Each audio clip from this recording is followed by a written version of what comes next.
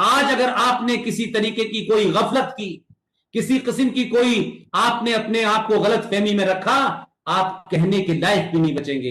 ये आग आप समझते हैं मालदा में लग गई है, या आग समझते हैं आप केरला में लग रही है, ये समझते हैं तमिलनाडु में लग रही है, ये बंगलौर में लग रही है, ये दिल्ली में लग रही है। ये आग आपके घर पर है। सत्ता और व्यवस्था के होने के कारण आग आपके दरवाजे पे नहीं पहुंच रही है, लेकिन ये किसी दिन भी पहुंचेगी और फिर हम ये कहेंगे वो आदमी अच्छे थे, ऐसा था। हम सिर्फ श्रद्धांजलि देने वाली कौम बन जाएंगे, और जो कौम मरने से डरती है उसे जिंदा रहने का हक नहीं है। पूरी दुनिया में जिंदा रहने के लिए मरना पड़ता है। इसलिए अखंड भारत का जो बात है वो होनी चाहिए, लेकिन पूरी ताकत से, पूरे बल से, पूरी शक्ति के साथ, आस्थाओं के साथ, संस्कृति के साथ, पुरुषार्थ के साथ सत्ताओं पे ऐसे लोगों को बिठाते रहिए जो भारत 47 में अलग था, जो भारत 47 में होते हुए भी भारत के खिलाफ षड्यंत्र कर रहा था। उन षड्यंत्रकारियों को निकालें, बेनकाब करें। कानून अपना काम करेगा, चौराहे पे खड़े होकर गोली मार दें। अगर आपने गफलत की कि 200 साल हम लड़ेंगे, एक मंदिर लेंगे, फिर मंदिर की पूजा होगी, और फिर उसके बाद में कुछ लोग कहेंगे कि आज गिनती की बात है, तो जब गिनती हमारी ज्यादा होगी तो हम इस मंदिर को भी तोड़ देंगे, तब गजनबी चल के नहीं आएगा, औरंगजेब चल के नहीं आएगा, बाबर चल के नहीं आएगा। यही करोड़ों पैदा हो गए हैं। लिहाजा आपको इस बेवकूफी से, इस मुखौटे से बाहर निकलना पड़ेगा।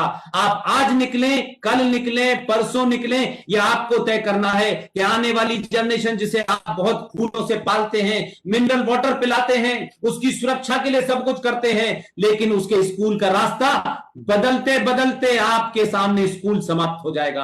आपको अपने बच्चे को उस चीजों से दो चार होना ही पड़ेगा, जैसे आज आप कोरोना से दो चार हो रहे हैं। कभी मलेरिया से होते थे, कभी टीबी से होते थे, कभी डेंगू से होते थे।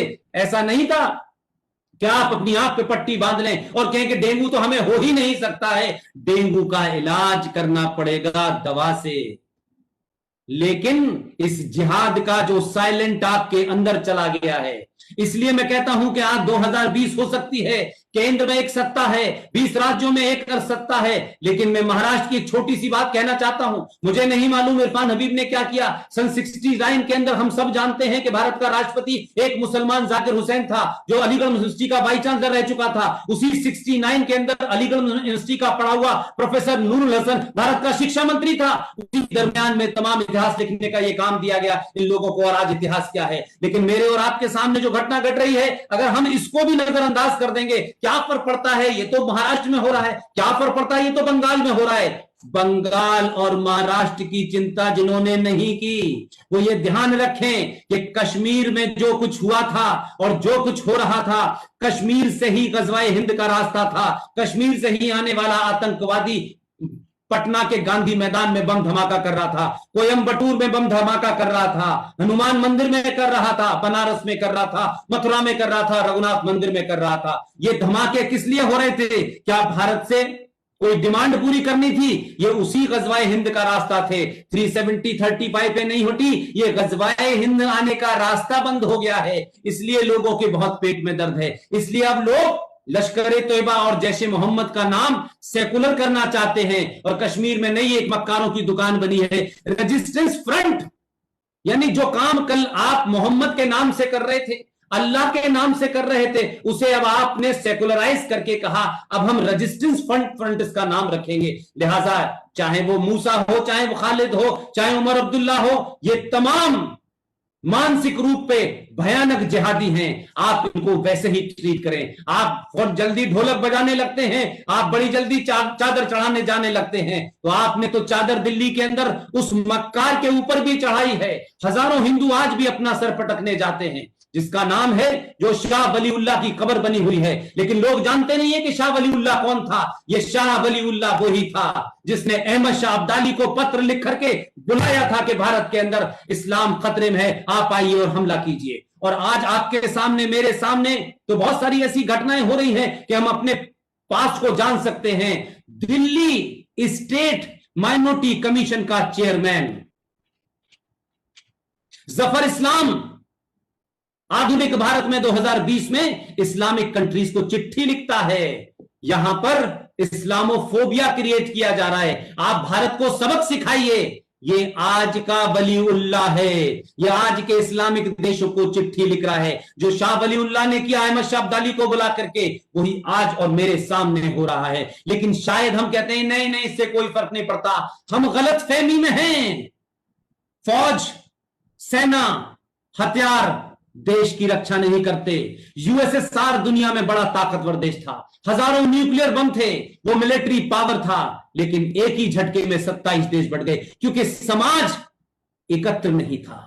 इसलिए राष्ट्र को बचाने के लिए सरकारों पर निर्भर मत रहिए। सरकार की अपना एक मैंडेट है, वो फौज क्या करेगी, कौन सा हेलीकॉप्टर होगा, वो सब उसे करने दीजिए। लेकिन अगर समाज अंदर से खोखला, डरपोक और कमजोर हो गया, लालची और स्वार्थी हो गया, तो दुनिया की कोई ताकत इस खंडित भारत को भी नहीं बचा सकती। लिहाजा हम तमाम सारे लोगों का सिर्फ एक ही कहना है, न कोई हथियार खरीदे, न हथियार की बात करे।